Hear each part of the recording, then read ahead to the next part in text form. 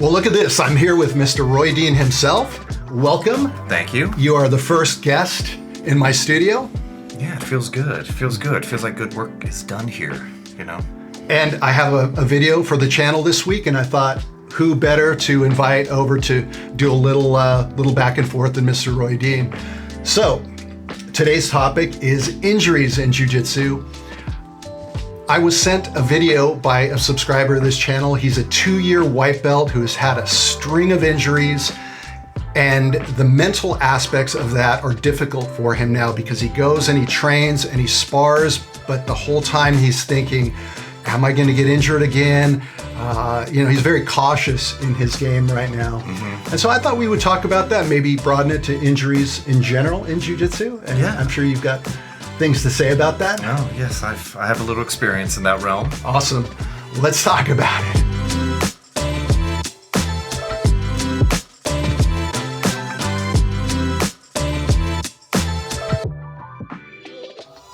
If those legs are tight, I might not be able to weave my knee out because he's going to be tracking that. So the way we clear that is I want to pull in and then pull away and come through. That usually clears it, and now I can peel this away. Now here's a fun way to get to the other side. I'm going to create some momentum, lifting my hips and shooting myself to that side. And look at this. We're in side control. One.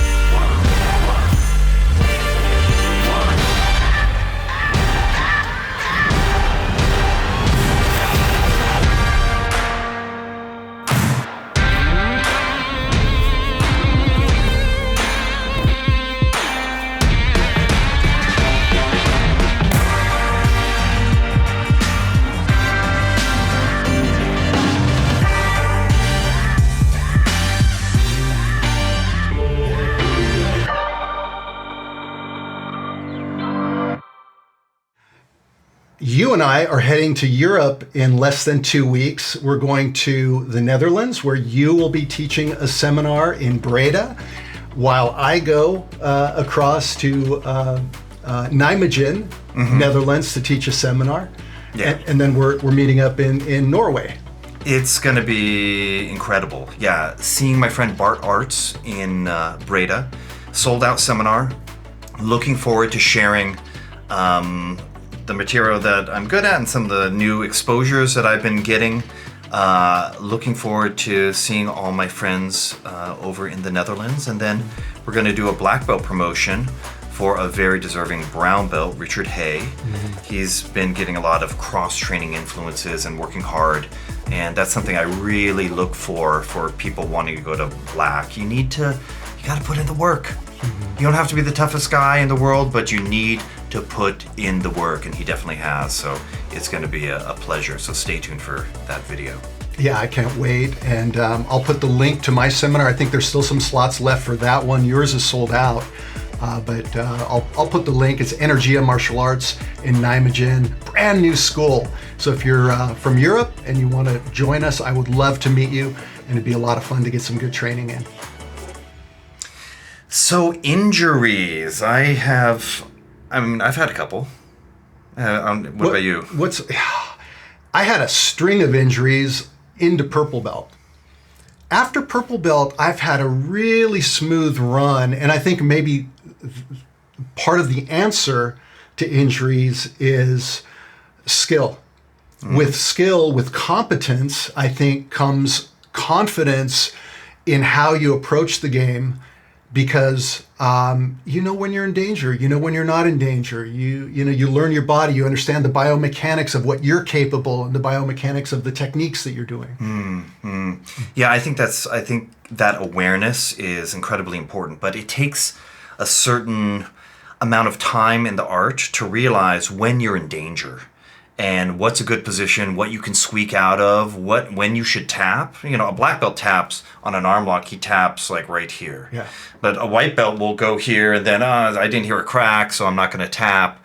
That's definitely kind of a learned response, knowing when you're in danger, getting out of that situation with a tap, or you could try a counter, but that level of awareness is incredibly important. When I hear that question from your viewer, I think of one thing in particular: tension. For a lot of beginners, they feel like if they create enough tension, they're doing a good job. I'm going to be strong in this position. I'm going to get this grip. I'm not going to let them break this grip. When in fact, what you need is selective tension. You need to be able to hold on to something until it's no longer serving you. And if they're really desperate to break that grip, you can just let it go. You have to have that threshold of when they're pulling on you and trying to undo some, kind of biomechanic that you have. You need to realize when to let go, and then you can just re-grip. Or if they're putting a lot of pressure on you, they're stacking you in a triangle, there's a time to let go and let them pass the guard. It's not worth it to take it on your neck. A lot of beginners feel like they're proving that they're tough by hanging out in these positions, when a more advanced player sees or kind of views it as being stubborn. So just having that awareness, it's okay. Tap early, tap often, learn to let go. John Danaher, who you trained with for a couple weeks, talks about the continuity between tension and relaxation, and how we are always somewhere in that continuity when we're training jiu-jitsu. And when you look at an advanced practitioner, they're sort of drifting back and forth between these two ways. Your tension where you need to be, you're relaxed otherwise. And you need to do that for effectiveness, to be effective and not deplete your gas tank. But I also think for safety's sake, you have to know you got to know when to fold them, right? Right, absolutely, absolutely. There's so many mini battles within a jiu-jitsu match. It's okay to lose a mini battle as long as you start prepping for that next one. And it's a series of battles that ultimately lead to winning that war. So it's okay to let go of a particular position or grip. And I think there's a lesson from yoga as well. They tell you to tense what is necessary and relax everything else, right? So if you have a strong grip, you can just be tense in your hand, but your arm can be loose, your body can be loose. If you have a triangle on somebody, the rest of your upper body doesn't need to be tense. Only your legs need to be squeezing, right? So just understanding what needs to be tensioned also extends your gas tank, because it's not a total body effort. For some people that are just getting into their bodies, maybe they haven't done anything athletic, sometimes that is like, this is the only way I can move, by tensing everything. But over time, the experts know what to relax and what to tension. And I think there's also the ego component of it, because when you're tensed and you're redlining yourself, you're trying really hard, you will be more effective as a white belt, blue belt for sure. You'll be more effective by just trying harder than you will be by finding those moments to relax. And so I think you have to let go of that expectation of yourself and not think in terms of wins and losses, or did I get dominated, did I get tapped, but more in terms of, am I being efficient with the things that I'm doing, even if it means I'm less effective in any given role, by understanding yourself and, what are the parameters that you need to operate within, right? Definitely. And I think valuing yourself to the point where you realize, hey, I need to protect myself. I'm just going to let this go, because basically you have to give yourself a pass to tap at least for the first year until you really understand what the threats are. I remember being a white belt and just not even understanding what the threats were. I was putting my forearm on his throat. I was extending my arm in the guard. Of course you're going to get arm locked. But I wasn't quite sure. I was just trying to attack. And that is a lesson that comes to you over time. And eventually, as a more advanced player, you realize, oh, there's only a couple of things they can do from this position. If I have my arm here, there's very little they can do. It takes a while to earn those insights. Everything feels like a threat as a white belt. Everything feels like a threat. So you're tense. And over time, you realize what they can do from each position. You learn to relax a little bit more. And so definitely treat yourself like gold. Don't buy into the ego thing. No one is watching you roll. True the teacher is not judging you if you get tapped or they see that you're learning. Just be okay with letting go. Yeah, and that pressure, or that temptation never goes away. As a black belt, if your instructor or the one who's running that school that you're training at is watching, you feel this extra pressure to do better than what you normally would do. And you have to just throw that away, really, at every belt level. There's ego that has to continually be destroyed, right? Yeah, you have to let go of that. And people gun for you, and they gun at you harder. When you get your belt. Yeah, you're definitely a black belt. They expect magic, but even just putting on a blue belt, you'll see that guys go after you much harder because now you're a measuring stick. So as a white belt, realize you have very low expectations. And kind of revel in that. No one's expecting that much from you. In some ways, it's the best place to be. Mm-hmm. What about some just general advice? Obviously, keep your arms in. It'd be nice if we were on the mat to do this. It's easier to show than talk. But, you can keep yourself safer by keeping your body more conservative. Keeping arms in, everything's a little more constricted here than just being out here. And also those big explosive movements where you're, creating torsional energy or, things like that, right? I think all of that, defensive postures, elbows in tight, keeping the really valuable real estate closed off. I think all of that is important. Over the years, I've realized that sometimes the injury comes because I wasn't warmed up enough. And you jump into, I remember one time we jumped right into positional sparring. I was not warmed up. I think I was a brown belt. This guy was a good blue belt, and he saw that this was his opportunity to tap me. He got the jump on me, and I was able to avoid getting tapped, but I think I pulled my hamstring or something happened to my hamstring because I went from 0 to 100 because I had to defend that because I couldn't let him tap me because I was a brown belt and he was a blue belt. And that was just one of many examples where if you're not warmed up enough and you go into kind of a high intensity situation really quickly, you can end up injured. Also, fighting, we all have a fatigue level. And if you feel like you can't make good decisions because you're too tired and you might get injured, you don't want to get to that point of exhaustion. It's good to push yourself, but you don't want to be so exhausted that you end up in an injury. And sometimes you can reconstruct. Seriously, look back. What were the factors that went into that injury? Why was I not warmed up enough? Was I rolling with the wrong person? Did they have a vendetta against me? You look back at all the circumstances, and then you can start to see patterns as you mature. And I also think that there are, sometimes it's the aches and pains that become the injuries. Those are warning signals that you're doing something with your body that your body doesn't like. And sometimes it's just you're attempting to train through something that's hurting and not making those adjustments. Or it could just be the nature of jiu-jitsu itself, which is kind of one-dimensional. We keep ourselves very forward, very kyphotic. And so maybe talk a little bit about, restorative stuff and paying attention to those indicators that there's something that you need to pay attention to. Yeah, I think we do a lot of repetitive motions in jiu-jitsu, particularly closing in, like over and over again. So me personally, I like to do Ashtanga yoga to open up my chest, open up my shoulders, basically hit that opposite position, that opposite posture of being in the guard or sitting at a desk. So just being aware and trying to have a balanced approach. I mean, the goal is to not tap everybody, although that is a fun side effect of jiu-jitsu. The goal is to keep moving and to be able to discover more about your body and become more coordinated.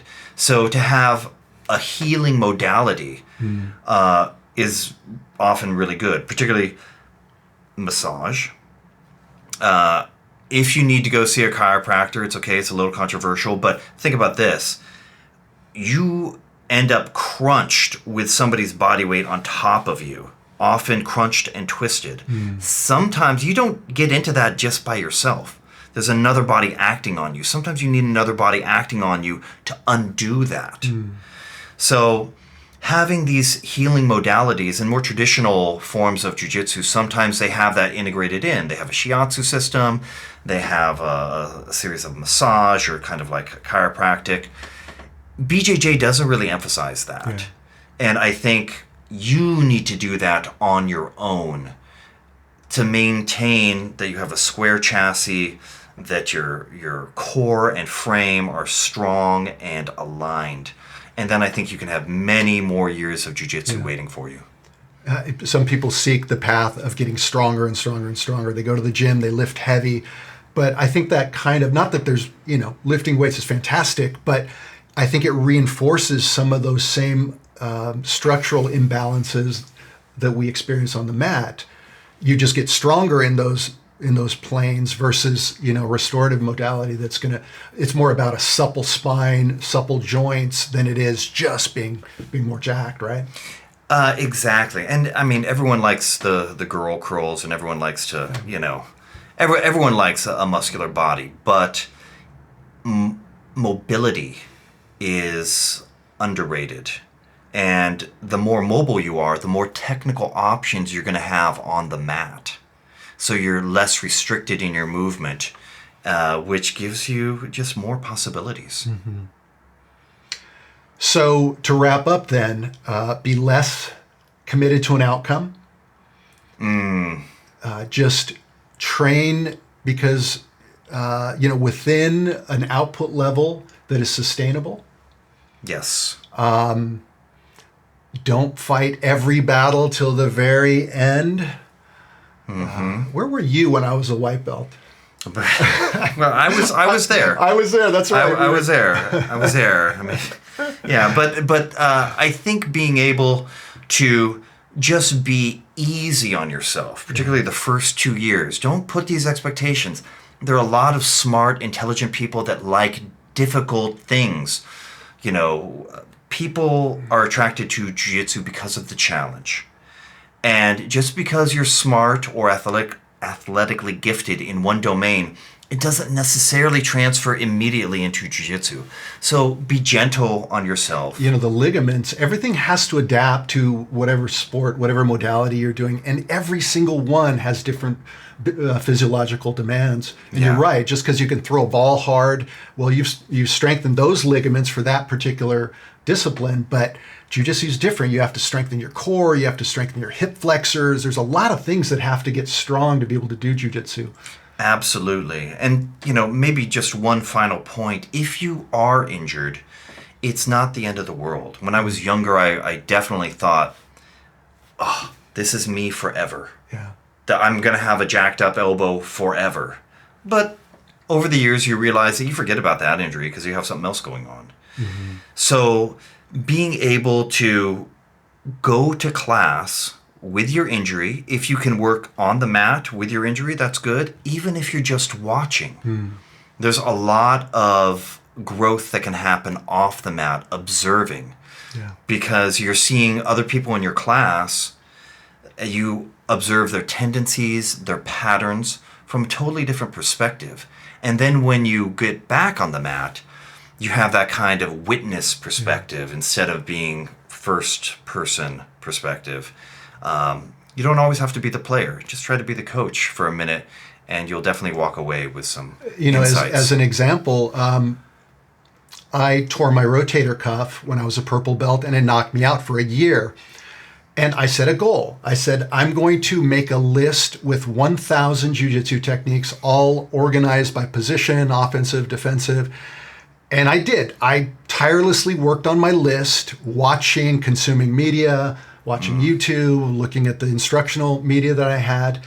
And so that was a way to keep my mind in it so that I didn't feel like I was just languishing, getting worse and worse and worse. And yeah, you come back and your timing's off, you're not in shape and all that, but I feel like I actually broadened my knowledge while I was off the mat. I agree 100%. A brown belt, when I was a brown belt, there was a visiting brown belt that came to the Harris Academy. And I just overheard him talking to somebody, and he said, it's not how many hours you're trained, it's how much your mind is in it. How much you're thinking about it, how much you're going over things, analyzing, how much your consciousness rests on the art of jiu-jitsu. And so, yeah, you need to put in the mat hours, but you can still be in the game even if you're not able to train. It's surprisingly effective. Yeah. Well, Doug, good luck to you if you're watching this video, and I appreciate the question. And I appreciate your insight, my friend. Hey, man. It's so good to see you. Yep. Europe, here we come. Always good to see you. Thanks for having me. Yeah, awesome. We'll talk next time, guys.